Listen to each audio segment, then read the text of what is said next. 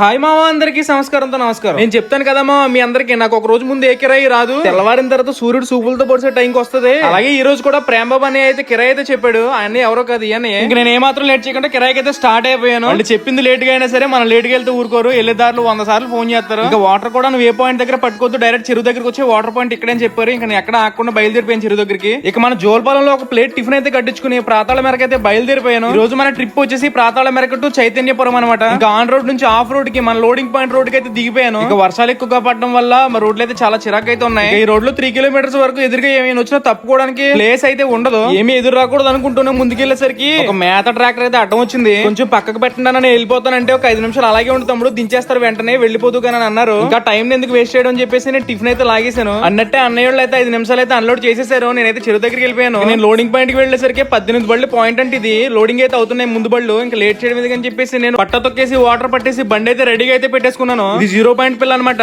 0 point పిల్ల అయితే లెక్కతో పాటు కాట కూడా వేస్తారు. తోకం లేకుండా పిల్ల అయితే పంపరు. ఇక అనిపిస్తున్న 2 బళ్ళు లోడ్ అయిన తర్వాత నా బండి అనమాట. చెరువులో అందరూ కూడా చేపని విధంగా అయితే లెక్క పెడతారు. ఆ లెక్క కూడా తప్పు అయితే రాకూడదు. ఫైనల్లీ మన బండి అయితే లోడింగ్ పాయింట్ లో పెట్టేశాను. లోడింగ్ అయితే చేస్తున్నారు. ఆ చేపల బ్యాగ్ వచ్చేసి 15 కేజీల నుంచి 25 కేజీల వరకు ఉంటది. కంటిన్యూస్ గా కొన్ని 100 కేజీలు అయితే వేయాలి. అందుకని అయితే వేస్తారు. ఈ చేపలు వచ్చేసి 0 పాయింట్ అనమాట. ఈ చేతిలో పట్టుకున్న చేపల సైజ్ ఎంత ఉంటుందో కమెంట్ చేయండి. ఆ షార్ట్ వీడియోస్ లో నేను చెప్పాలనుకున్నది పూర్తిగా అయితే చెప్పలేకపోతున్నాను. వీడియోస్ అయితే చాలా లెంత్ అయిపోతున్నాయి. అందువల్ల ఒక వీడియోలో నేను పూర్తిగా లోడింగ్ అన్లోడింగ్ చూపించలేకపోతున్నాను. కాబట్టి ఈ రోజు చెరువు దగ్గర లోడింగ్ వరకే చూపించగలుగుతాను ఈ వీడియోలో. చేప పిల్ల అన్లోడింగ్ పాయింట్ దగ్గర అయితే చాలా ఇబ్బందులు పడ్డాం. ఎలా అన్లోడ్ చేసాం, అన్లోడ్ చేసేసరికి ఏ టైం ఏందో తెలుసుకోవాలనుకుంటే పార్ట్ 2 వీడియో చూసే కంటే ముందు రైతులందరికీ కూడా ఒక ముఖ్యమైన విషయం కూడా చెప్పాలనుకుంటున్నాను. చాలా మంది రైతులు చేపపిల్ల ఉండి అమ్మడానికి ఇబ్బంది పడుతున్నారు. అలాగే చాలా మంది రైతులు కూడా చేపపిల్ల కావాలని అడుగుతున్నారు. మీకు చేపపిల్ల కావాలన్నా అమ్మాలన్నా ఏ రకమైన ఆక్వా ఫీడ్ కి సంబంధించిన సొల్యూషన్ కావాలన్నా మన ఇన్స్టాగ్రామ్ బయోలో వాట్సాప్ గ్రూప్ ఉంటది, life of from aqua farmers అని ఉంటది. ఆ గ్రూప్ లో జాయిన్ అయిపోండి. ఆ గ్రూప్ లో మీరు ఎవరితో అయినా కాంటాక్ట్ అయ్యి చేపలను అమ్మొచ్చు లేదా కొనుక్కో. ఈ రోజుకి వీడియో అంతే. మరో కొత్త వీడియోతో మళ్ళీ రేపు కలుసుకుందాం. అంతవరకు take care, goodbye, tata, see you, జై హింద్. పార్ట్ 2 వీడియో చూడటం మర్చిపోతున్నావు.